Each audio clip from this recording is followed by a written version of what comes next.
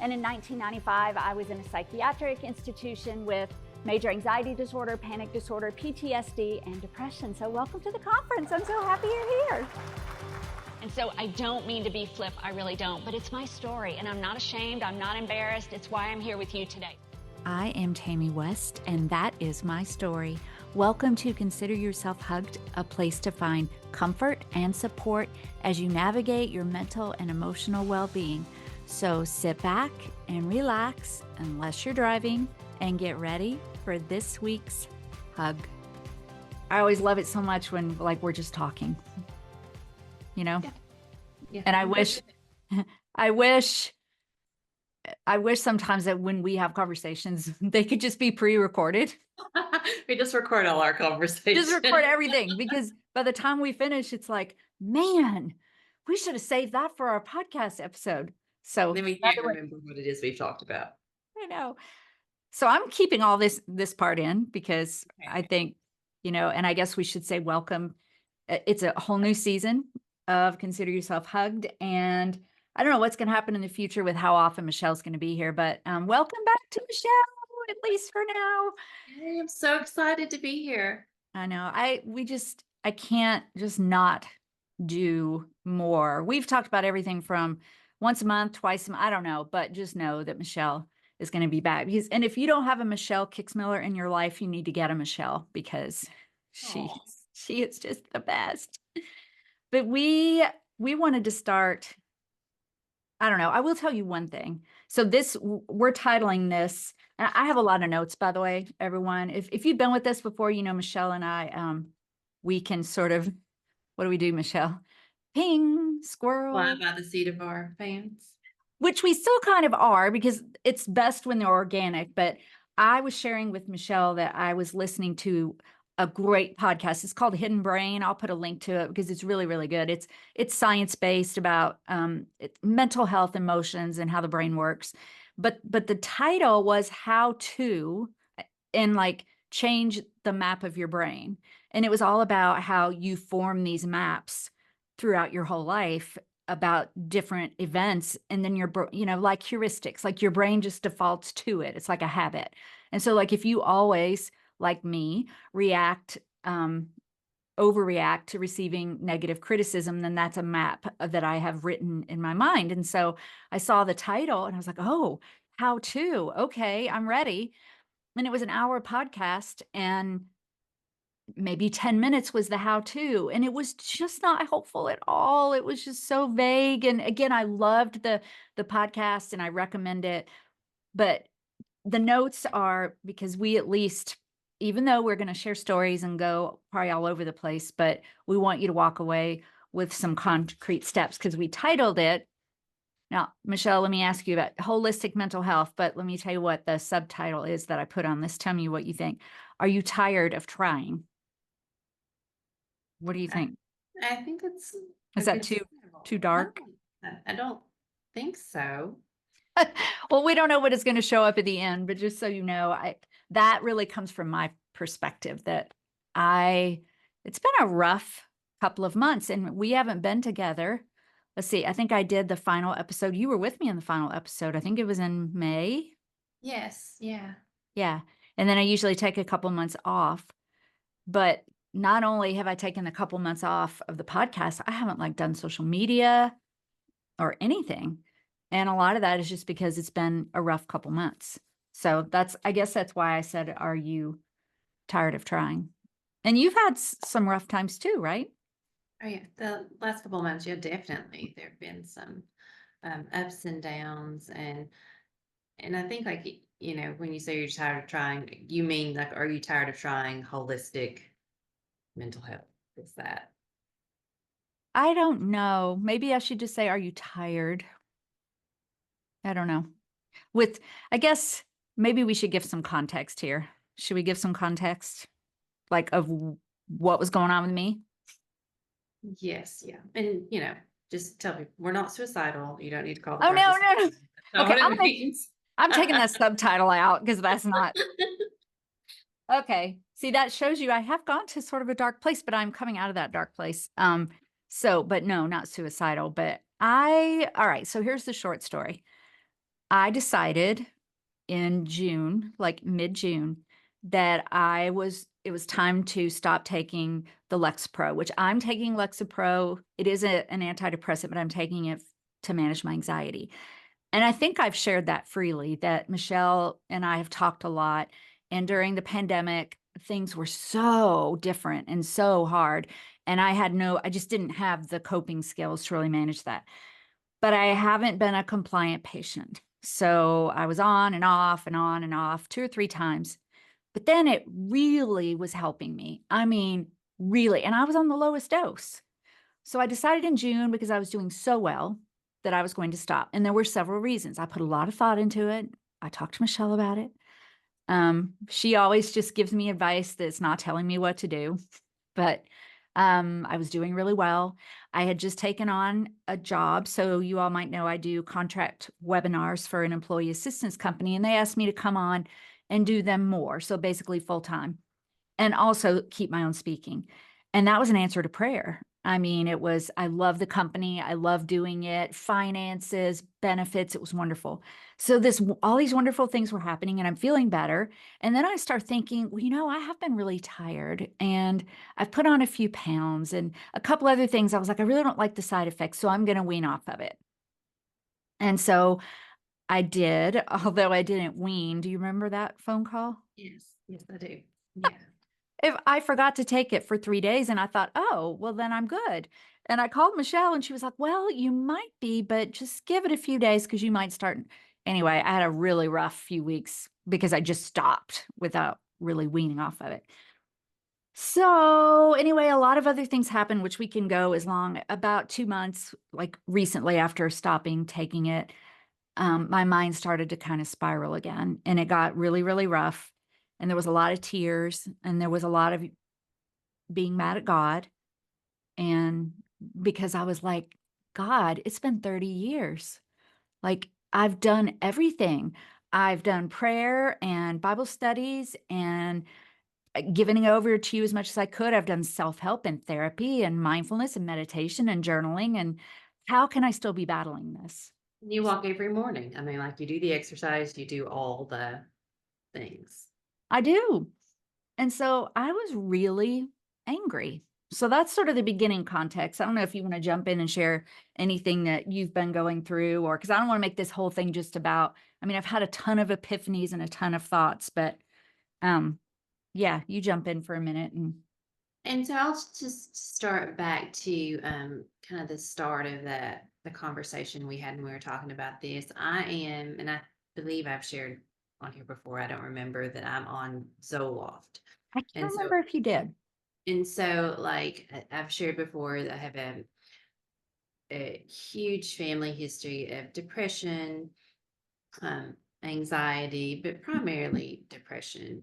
My sister is 23 and she did a 23andMe who said that of our family history, our genealogy, the people that had like done that, sent in information, 76 out of 100 were diagnosed with depression.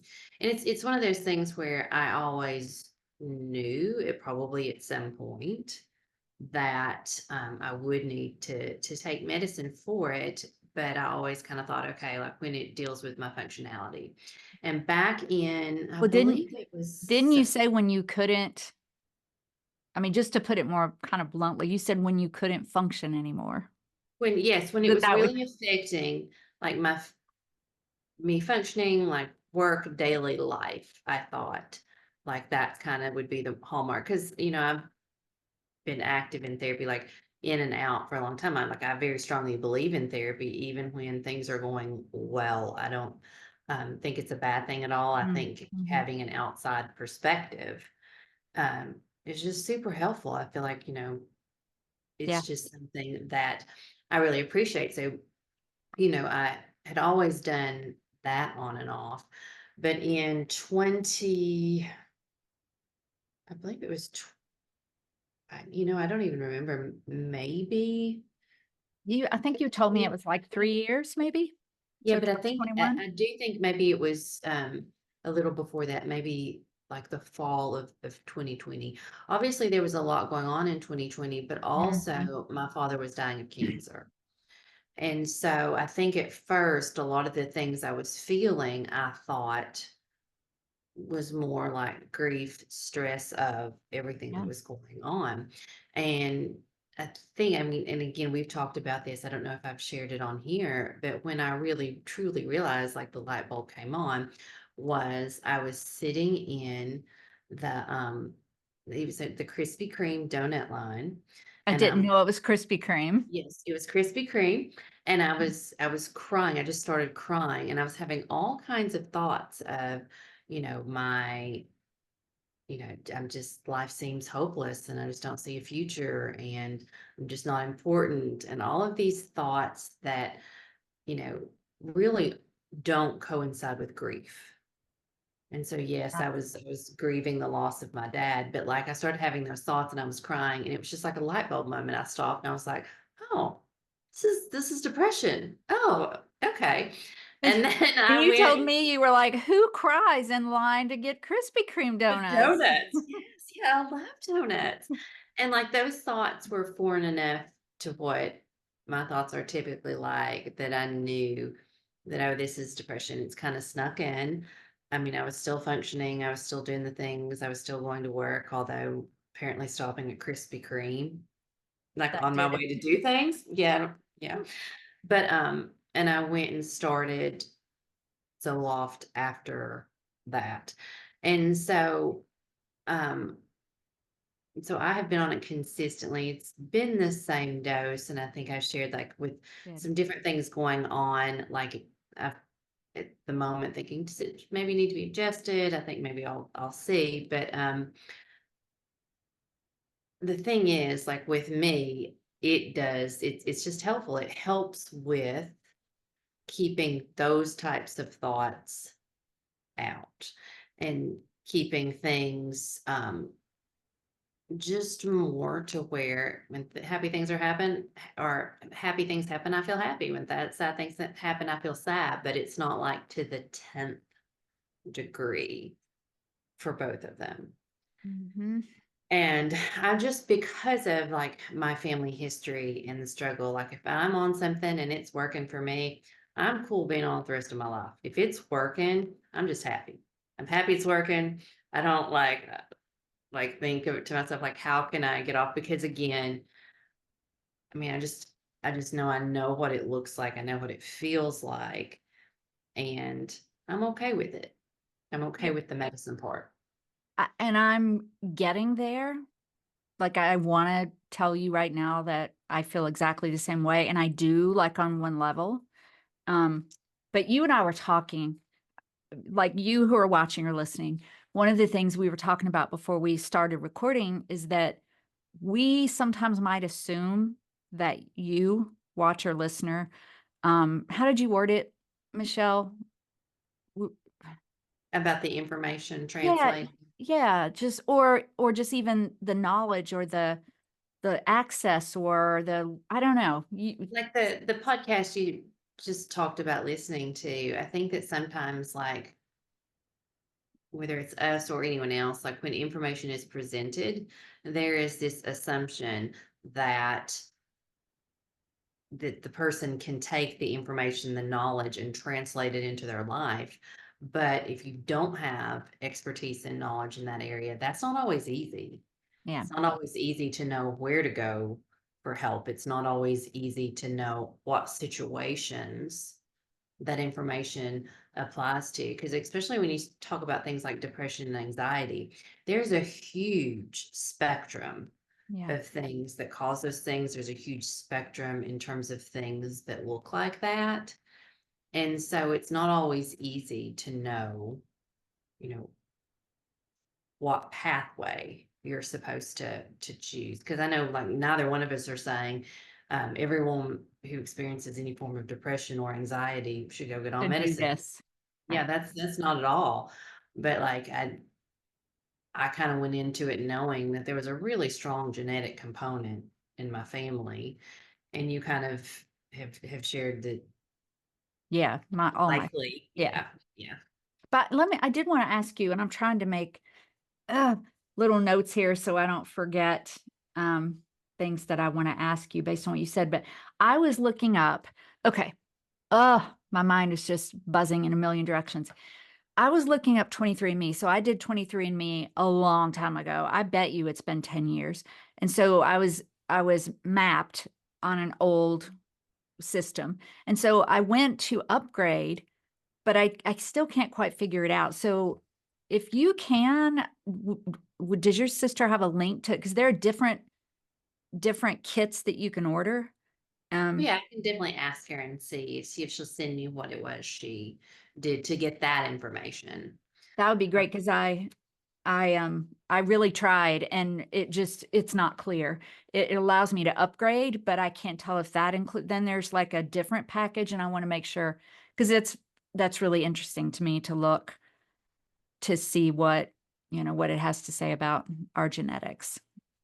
Yeah, I'll absolutely ask her. And she sent me, that's the only part of like her assessment she sent me. And I talk about my sister all the time. So, like we have this unique sense of humor. So she, of course, said something like dry, sarcastic sense of humor with it. But like to get that graphic of, like 76 people, there's literally like 76 blue people colored in. And then like The color blue. yes, and then 24 that are not. So it's like, yeah, okay.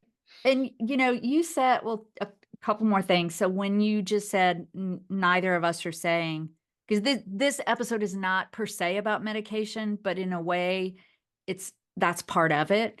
Because we are calling this holistic, which means, and the phrase I wanted to say is for some, for others, for you, which I don't remember if I was going to say that later, but I teach that in mental health first aid.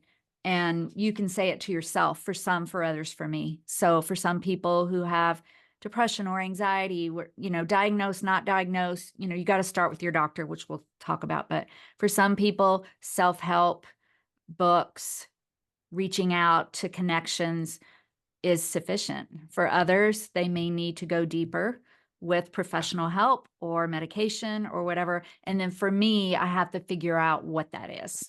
Yeah, and And I think that's, that like the whole like we're starting with medication just because like we believe we've talked about it many times that sometimes that does have to be part of a holistic plan, not always.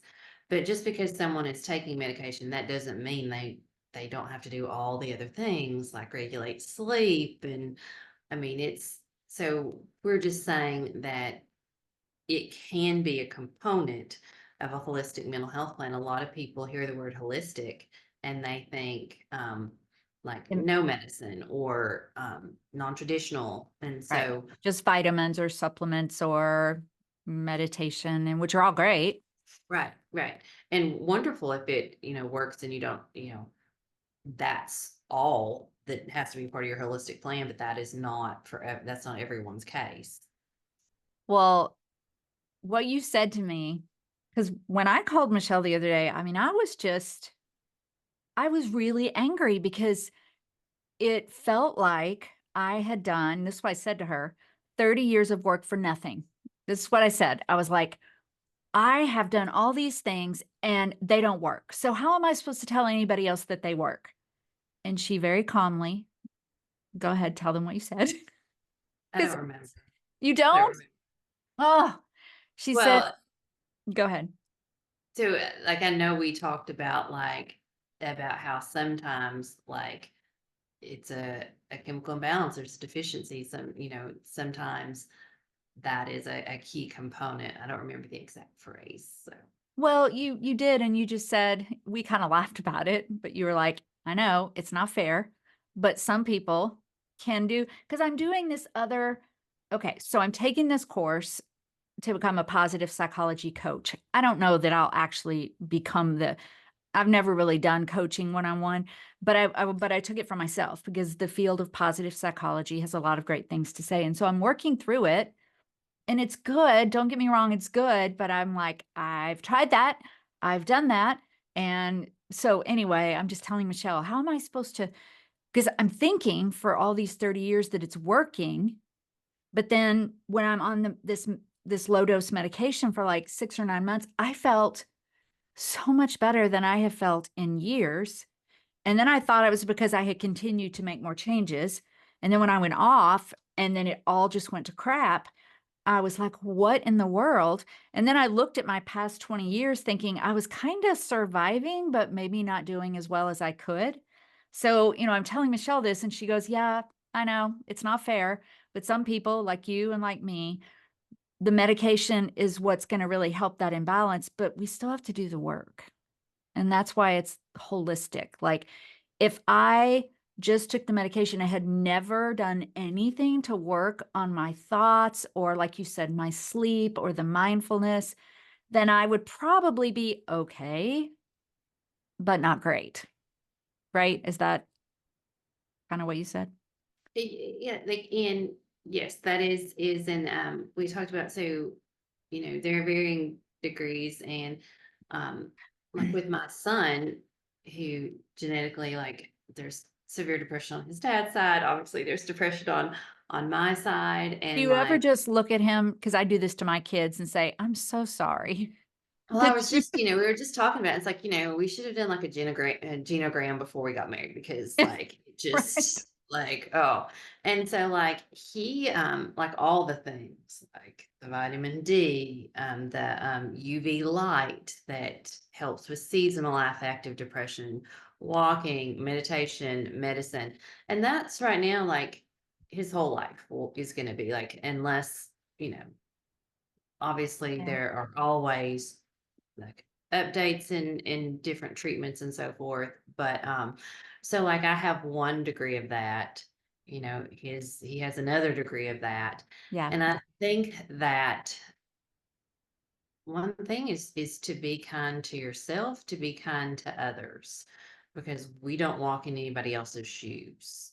That's right. And yeah, and so to tell someone else what the plan for them should be, I mean, it's hard to know what that is, because they might have to try 3 times as hard. They might only have to try half as hard.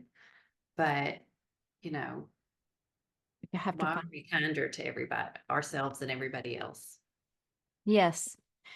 Tim and I we were watching a show last night, and in this show, there was a man who had been through a violent, traumatic, um, he'd been beaten. I mean, it was just a fiction thing, but well, his wife woke up in the middle of the night. She couldn't find him, and apparently she knew exactly where to find him. And he was in a closet and just like clenched up and screaming. He was having flashbacks and he didn't know where he was. And she was comforting him and taking care of him. And I just that kind of stuff just breaks my heart, because if you who are listening, and like Michelle said, there's levels, but the pain of the mind for me in my life has been so much worse than any physical pain ever. And I mean, I will continue till the day I die, like just going to therapy when I need it and finding new ways to learn and new ways to cope. And for me, this holistic approach, which is so brand new to me, Michelle, she's talked about it several times. And I'm glad you pointed out that a lot of people think holistic means no medication, but holistic meaning you're a whole person and what you need for your mind and body. And so I thought all my life that I've never been anti-medication, but it's just a weird place to think that this might be part of me forever. I mean, it might be, and I'll be okay with that. Um, it's a new thought process for me. I think it's important, like the fact that, I mean, you get to choose, and like you said, you have made it many years where you didn't take medicine, and so you can. It's kind of just a matter of like what you choose, like, is life enhanced, and there's no wrong answer. Yeah. Like if someone chooses to or not, you know, they get to choose. And so if, like in my case, I'll just speak for myself. Yeah, like obviously there's some imbalances that we know of.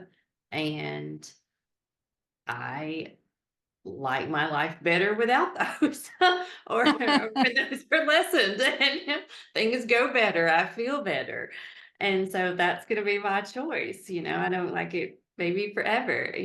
And so, um, you know, but there's no wrong either way. No, and I love hearing you say, I think that the last time that I was on, I think it was actually Zoloft that I was on when I first was released from the psych hospital, but I don't think I was on it for maybe a year, and I don't remember anything around why I stopped taking it. I just really don't. I don't have any recollection.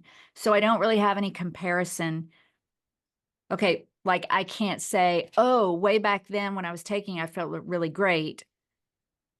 And then this time around, I felt really great. I don't have that comparison. But what I do know is, one of the things that happened, I won't share a lot of details, but I heard a praise about someone else who does training in my world.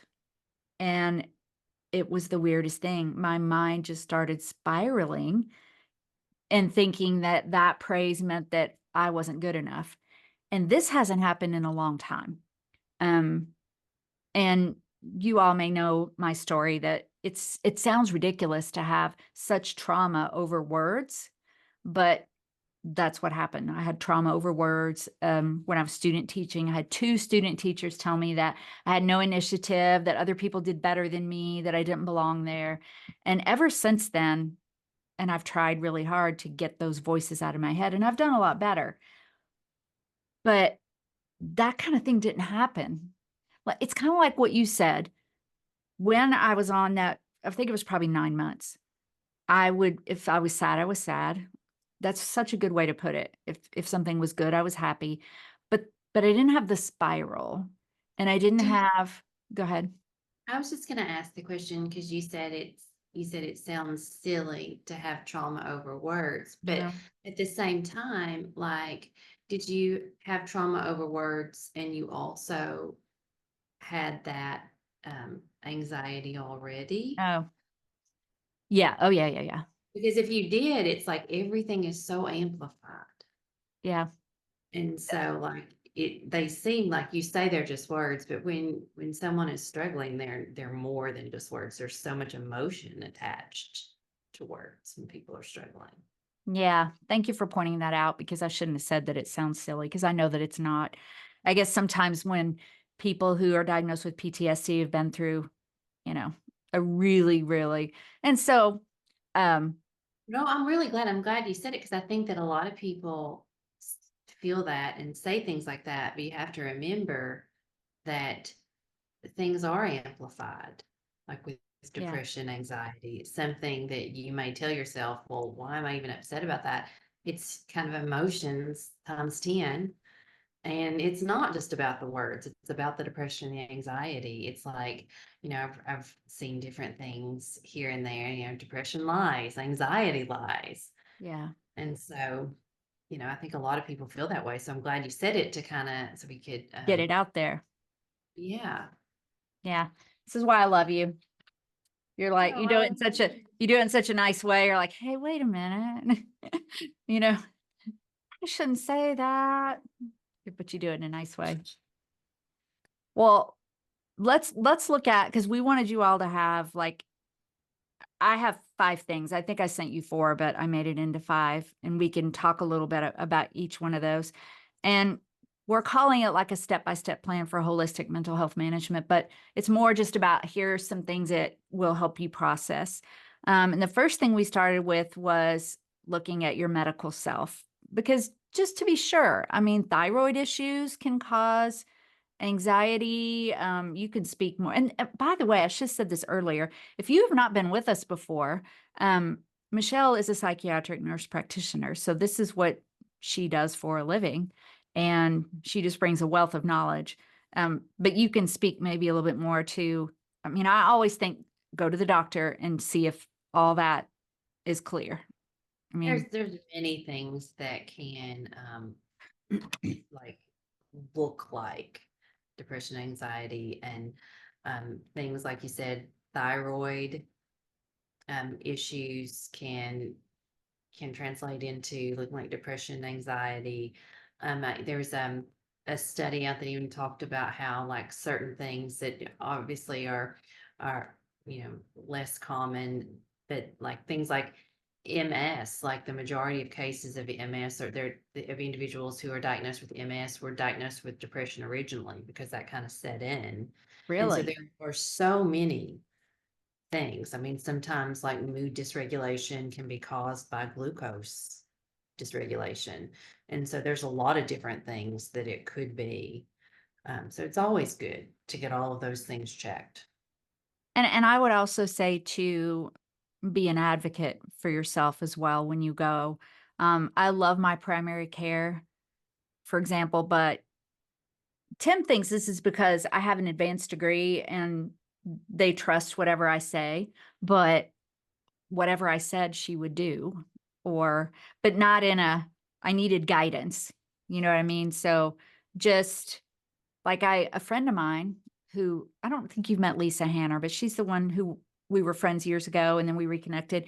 And she was telling me that a while back she went to a doctor. She was having trouble breathing and she has 4 kids, and at the time they were all at home, I think, and she was working. And the doctor said, "Well, you're just having anxiety and you're just stressed." And she's like, "I don't really feel like I'm stressed." Anyway, she went to like 3 doctors, and finally the last one listened to her, and she had a rare clotting disorder, and she had like 100 blood clots in her lungs, and that's why she was having trouble breathing. So all I'm saying is if you have some things, just be your own advocate. I mean, do you have anything to add to that, Michelle? Because make sure your doctor's listening to you about what you're experiencing. Oh yeah, definitely. I think that like being heard, like asking for tests sometimes, and just like kind of I didn't mention earlier a few moments ago, but like hormones can Oh, play such a huge role. And I think that like particularly like sometimes people are like, oh, I think this is just hormones, or I think this is just this or just that. But that doesn't mean you want to feel that way. So right. that doesn't mean that it doesn't need some sort of like intervention. So That's such a good point. That word just, no matter what the cause is, you have to decide whether you want to try to treat that symptom yeah, do you want to feel like that? No, probably not. of that. Um, okay, so that was our first one, medical. The second thing I had was to assess your life, and that might have been the thing that I didn't send to you, but I was just thinking assess like the situation in your life and what is going on. Like, for example, well, a couple of things. It might be journaling, trying to write down and figure out what's going on. Did I tell you about this emotions app? Yes, you did. You should tell Okay. everyone about it. It's amazing.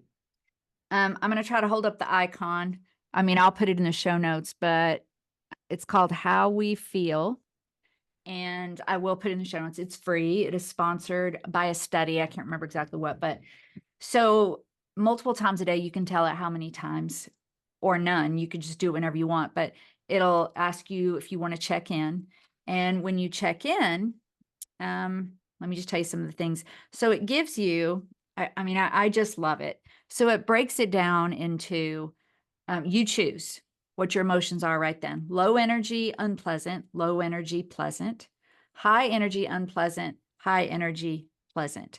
And then it gives you like all of these choices of emotions. And then you pick one, and then it allows you to journal. It asks you what you're doing at the time, who are you with, where are you, and then you complete your check-in and it tracks that for you.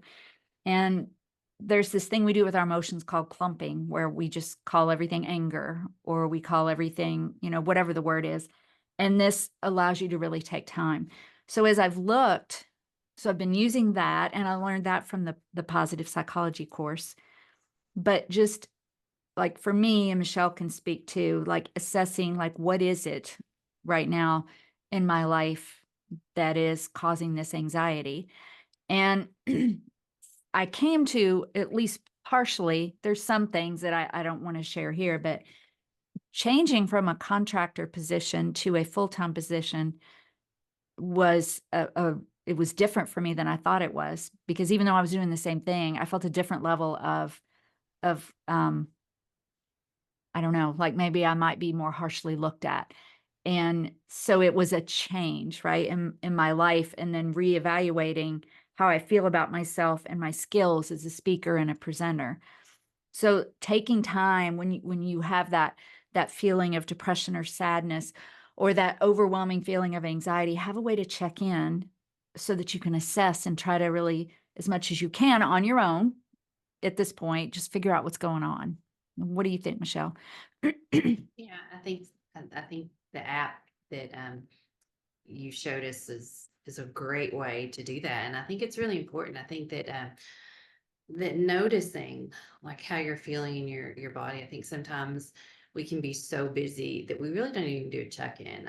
I've shared before that like there have been times, particularly like when I was in grad school, and when I was in grad school, I was working, but I was also doing clinical hours and doing school. And like when I was in clinical, what I noticed was the way I was sitting was causing like a strain in my back. And like it took me Oh, forever. I was like, what's causing that? What's causing that? And I finally realized one day it was the way that I was sitting pretty tensely.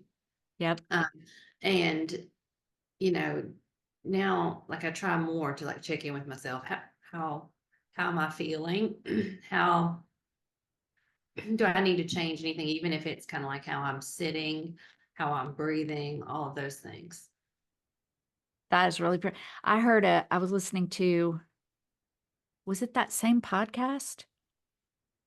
I don't remember. It might have been, but they were talking about having done an MRI on people who were diagnosed with depression, and they expected to see um, certain areas of the brain affected. What they had them do was watch a sad movie, and they expected to see That their. seems mean. I know. It does. I'm sorry. Oh, okay, let me just stop Sorry, here. I sorry. have a code. No, that was really funny. It does seem mean, right? But to be fair, they volunteered, so you know. Yeah, that's true. Yeah. But what they saw some of the things that they expected, but they saw the areas of their brain that allowed them to take in new sensory information shut down. Mhm. So meaning that they're not taking in new information, allowing themselves to feel with their senses. It was really interesting. And one of the things that, yeah, it was that same podcast, because one of the suggestions he had was in the mornings, if he gets up and feels like he's not really feeling great about the day, he makes sure that he feels his feet on the cold floor. So I thought that was interesting. It was about, um, this probably goes into self-care choices next, but it was about staying connected with your senses, which sometimes people, Body, being some, present in your body. yes, yes. So that probably does take us. Can we go ahead and, so we talked about going to your doctor, checking things out medically, assessing the situations in your life, checking in with your body, doing an app, doing journaling, and then deciding what choices you can make to take care of yourself. And so Yeah, that's, go it's ahead. so interesting because we are, as you were talking, like so many times now we have so many distractions that can keep us from checking in with ourselves, whether it's kind of like, I mean, and like I'm certainly guilty as well, like this scrolling on like social media, or we have a lot of things to kind of keep us from being bored if we're waiting, Yes, and so it's interesting that like all of this talk now it's kind of come back to we do need to be more present in our bodies in order to take care of ourselves. we do. Um, we do. And there are, this kind of takes me back to when I was so mad and just saying to you that I've done so many things over my life, but honestly, those things have helped tremendously and they continue to help. So I don't know, I'll talk about a couple of things. when I look at this emotions app, it breaks it down for me into when I checked in, what I was doing, how I felt. And you want to take a guess at throughout my day when my pleasant, high energy feelings were at the top? After you exercised? Sort of while I'm walking with Charlie. Yeah. Every single time. So some of the self-care things I do, and then you can, when I get up in the morning, and I get up super early, and the first thing I do, I've bumped it up now. I would say before it was 75%. Now I'm up to maybe 95% of mornings. I have 5 or 6 meditation videos, whatever, on YouTube, and I have them on I've put them in there before, but I'll put them in the show notes. And I pick, some of them are Christian, some of them are just breathing, some of them are 3 minutes, some of them are 6 minutes. And no matter how I feel, especially if I don't feel well, then I'm like, I have to do it. And I sit down and I do that first. I don't look at it's on my phone, but I don't pay any attention to notifications. And then I do some other random things. But then every morning, unless it's raining, I walk Charlie. And while that walk, the endorphins and all the things, and I always, always feel better. So those are 2 things that are important to me, that meditation moment and that morning walk. What about you? I think definitely like having that some quiet time in the morning, prayer, and then working out. Working out is huge for me too. I mean, I feel way better on the days I do that versus the days that I don't. So it's definitely linked. It's not just it's not a coincidence. There are definite reasons. So those are 2 main things. I think I did a blog a couple weeks ago, and I don't remember if I put it in there, but I talked about it at one of our events that we spoke at, that there is finally an actual brain map showing not just a anecdotal or a blood pressure study or about the connection. There was actually a visual connection between the emotion centers and the physical centers and the language centers, that there literally is a mind-body connection. So Yeah, absolutely. yeah. And I'll put that study and prayer too while I'm walking with Charlie. So, if you're listening or watching, and it is hard when you're feeling bad, especially if it's depression and or even anxiety, but sometimes it's hard to even realize that you would feel better. But I can literally be sitting, because after I do my morning meditation, I usually have some coffee, and sometimes I do the positive psychology coach class. I watch a little bit of news, do a couple word games. I have a very active morning, which I love the word games. If you find, I love like the New York Times. Do you do those? Wordle? No? Okay. I see people doing them, but I don't have. Well, there's like 4 of them that it's just once, it's one puzzle a day. But then there's sometimes when I still just kind of feel, but once I'm out, and that, just try, right? Just give it a try. And there's so many other self-care choices that you can make, and reading, there's so many online courses now that you can do, joining a group, picking up a hobby, all these things are really important. We'll put a list in there. But remember, for some, for others, for you. So maybe you you check out medically, you're good, you're looking, you're kind of figuring out what's going on in your life, you're trying to make some good self-care choices, but it's not making you feel the way you want to feel. Then it might be time for professional care. And do you want to speak to that at all, Michelle, as to by professional, at this point, we're talking about maybe counseling, therapy, could be virtual, could be live. I think it's individual, right? Like therapy is like I've already said, I think that everybody can benefit from therapy. I think that access is sometimes really difficult It is. for therapy, depending on where you are. Sometimes it can be difficult to find individuals that take insurance. And so There's also kind of like, there's also 12-step meetings. If you're having trouble finding a therapist that I have found really helpful as well, they are all kinds of different meetings, and those are always free. So things like Celebrate Recovery or adult children of alcoholics, CODA for codependency. There's a lot of different groups that can help, and they don't replace therapy. They aren't intended to, but it's a start if you're having trouble finding therapy. Because I have a lot of people tell me they struggle to find therapy, so that might take a minute. But therapy's good.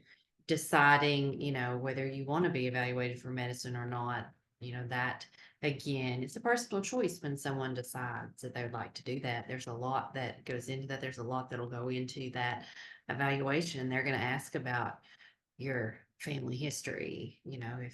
If everyone in your family is diagnosed with depression, then I mean, there's a good chance there's a genetic link there. Um, so there are lots of different types of professional Right. help that people find really helpful. And I think that kind of links like self-care and professional, like, 12-step programs and things aren't, like you said, professional counselors, but, and I think we already have some links, but I'll make sure that they're there. I know that for a while I joined an Al-Anon group and it was virtual. So there are some virtual options out there for different support groups. I think support groups are amazing. I want to mention if you do have a job and you have, well, let's first look at if you have an EAP program. So important. And the usage of EAP programs, I think the latest number I heard was like 7%. 7% of people utilize their EAP program. So if you're like, what's an EAP program? It's called an employee assistance program. Check with your company. Many, many, many companies offer it as a benefit. So it's not medical insurance, but it's just a separate benefit. It has work life. You usually have access to a certain number of counseling sessions, but oftentimes there's virtual support groups, there's webinars, there's all kinds of things. So definitely access that. If you have insurance, check to see. So when I was insured in the marketplace, the healthcare.gov, it was the lowest tier, because it was so expensive. In Tennessee anyway, it is just so expensive.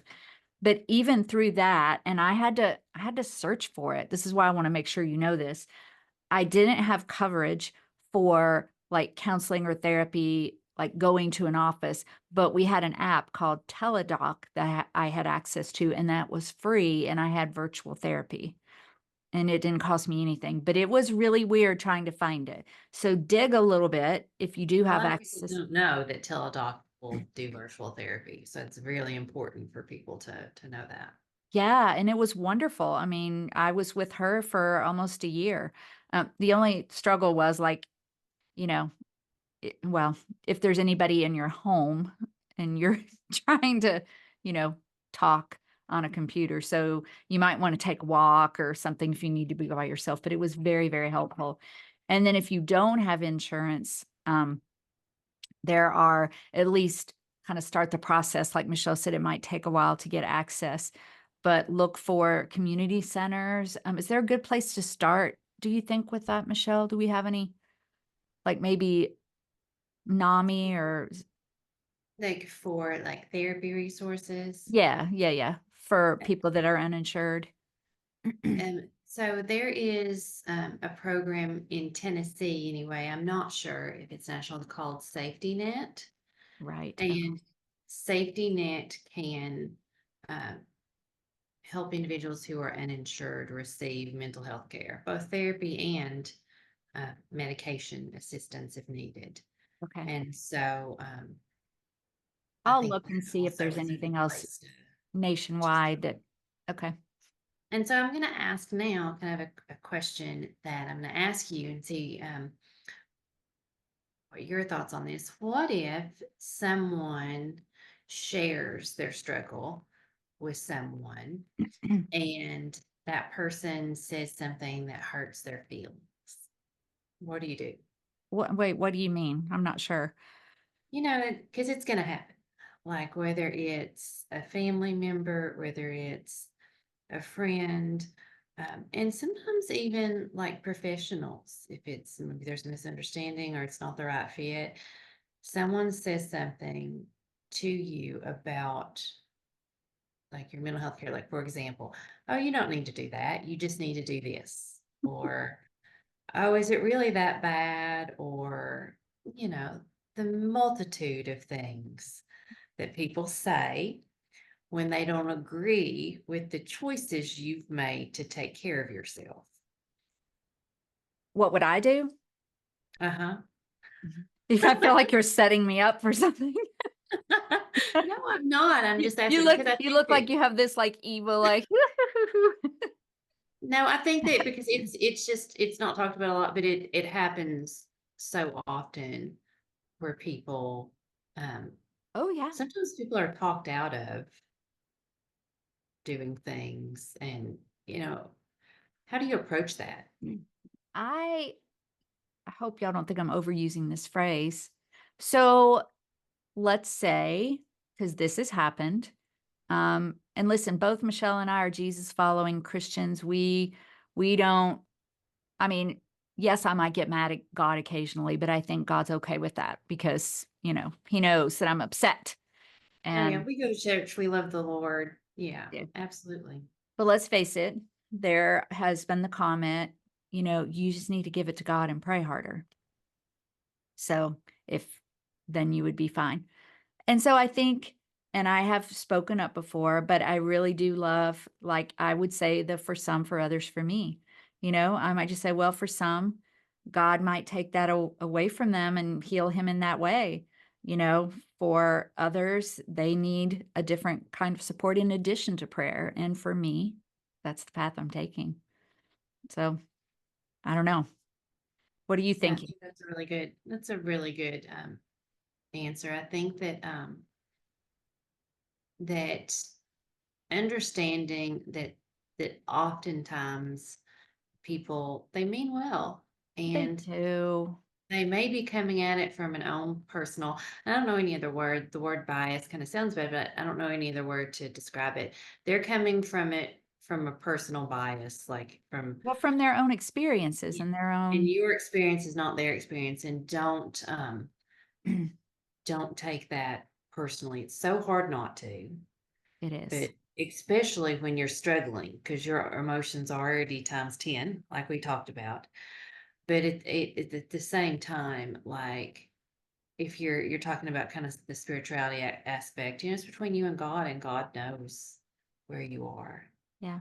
and that you're hurting, and He loves you and He wants you to get to the right path.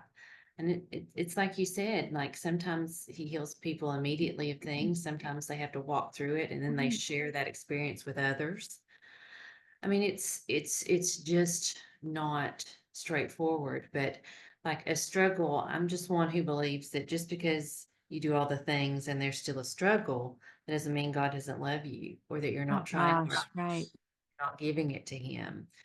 I mean, it's not biblical. That's not the way it worked in the Bible. No, And so, like, again, as much as you can, stay on the path that you feel is right for you and don't let others, well meaning or not, derail that. that is so beautiful. And you asked me that question, which by the way takes us to our last part. And that's just the last thing is the role of medication. But if someone asks, I am not easily offended anymore about my choices about mental health. It doesn't mean that I don't think about, especially as we go into this medication, but what about someone who's not been working on it for as long as I have? So, like if you are listening or watching, like Michelle said, and someone does ask you something or say something that might derail you, just like she said, just try as best you can to know that you have to figure your own path. You're the only person who has this in here, and you know how much pain you're in, the life you want to live, the thoughts you want to have. And so let's end up just talking for a minute about medication. Um, so here was the decision that I made after, again, for me, a lot of prayer and conversations with Michelle. And I decided that as much as I love my primary care, like when I told her I wanted to go back on Lexapro whenever it was during the pandemic, it was, okay, fine. And then I wanted to decrease the dosage. Okay, fine. And then I wanted to go off. Okay, fine. Now I felt like I needed a little bit more guidance. So I made an appointment, and I do have insurance now. So I understand that may not be as easy for everybody, but again, look into the things that we talked about for sure. But I made an appointment with a psychiatric nurse practitioner, and I had these great expectations. I was telling Michelle, he looked really nice in the picture. And it's not that he wasn't, but I had it's so funny because he just had this big old smile, and I expected to walk in and him go, "Hey," and it wasn't that way at all, but he was nice. But I think he was probably new. And I was like fully loaded with information. I was just ready but it was a very clinical type of setting, but it was okay. It was still helpful. I decided to go back on the lowest dose um, that I was on before. So I started that about 4 days ago. And just in talking with him and Michelle, and Michelle talking about if it's a lifetime thing, fine, and him talking about it may not be. And so I'm like, all right, I'm just going to, it was probably a bad idea to stop that when I was just taking on a new job, but I just didn't know that it was going to do what it did. And so I am now on this holistic path of I do go see my doctor. I know a little bit assessing about the things that are triggering me. I'm doing the best I can to continue these self-care choices. I have gotten on, so I have an EAP program through the company that I'm working with. And so I don't think I told you, I just got back on there yesterday to look at getting back into counseling because I don't have Teladoc anymore. So I'll have to go a different route. And then the medication is going to be just part of all of that holistic approach. So that's where I am. What about you? I think that it's great to talk about this because people kind of understand that physical health takes that. It takes like diet changes, exercise, keeping up with your appointments, all of those things. And like we haven't always looked at mental health that way. But it is something because like having like that family's history and having seen people struggle, it's very important to have that holistic aspect because nothing alone will probably produce the results that you want. I mean, it's probably going to take many things. And depending, like you said, on just where you are on that. Where you are, and and I think it's like having a realistic expectation in terms of what therapy can do, what medicine can do.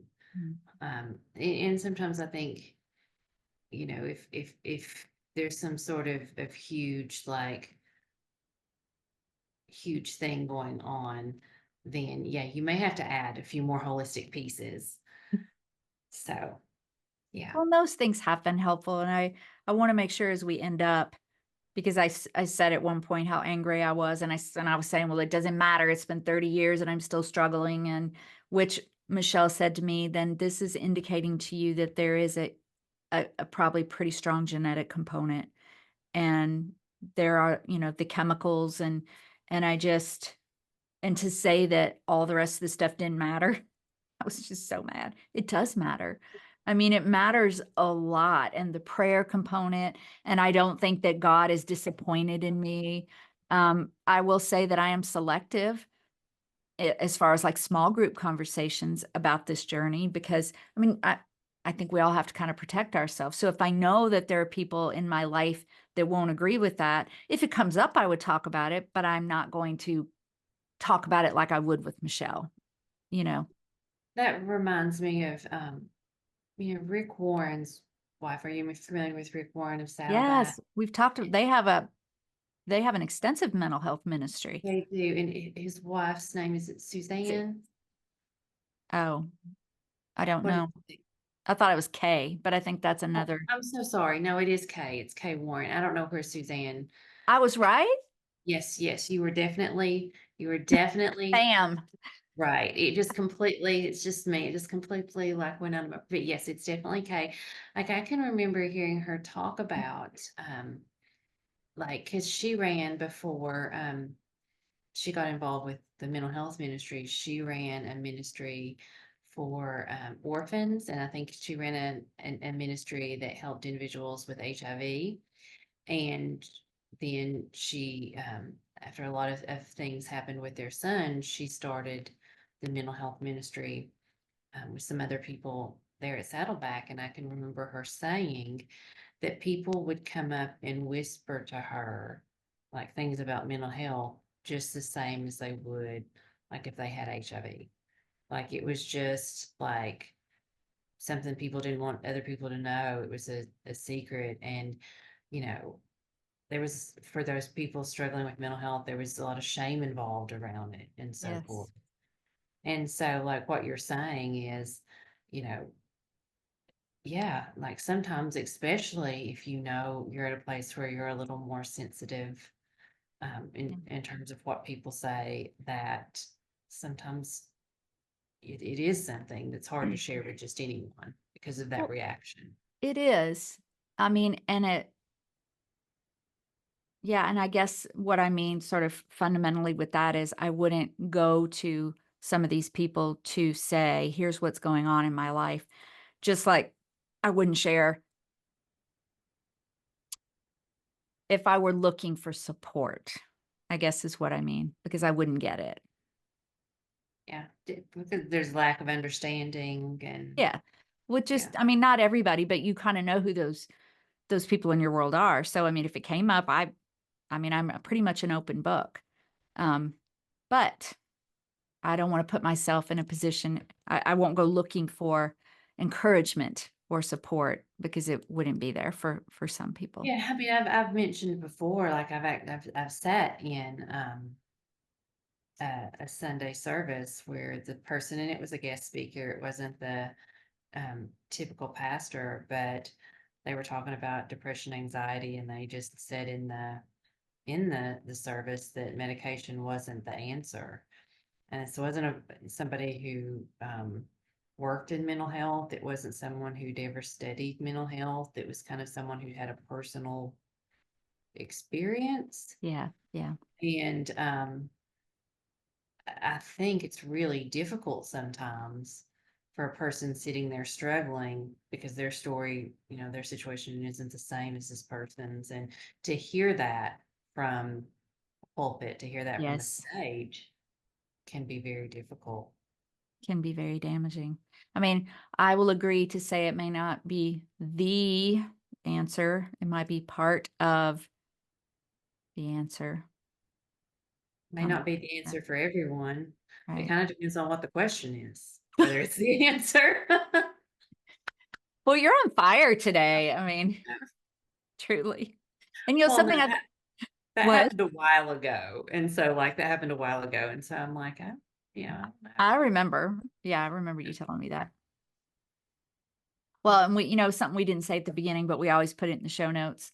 And I don't know, maybe I say in the intro, but this is not intended to be therapy or advice like specific to you. It's an overview. It's an encouragement to just get the help that you need. Right? Whatever that is, whatever is Whatever that helpful is. to you, there's no wrong. There's no No. wrong. Well, but we are here. We would love to. Do you have anything else? Because I don't think I have anything else. No, It's a long one today, but I don't care.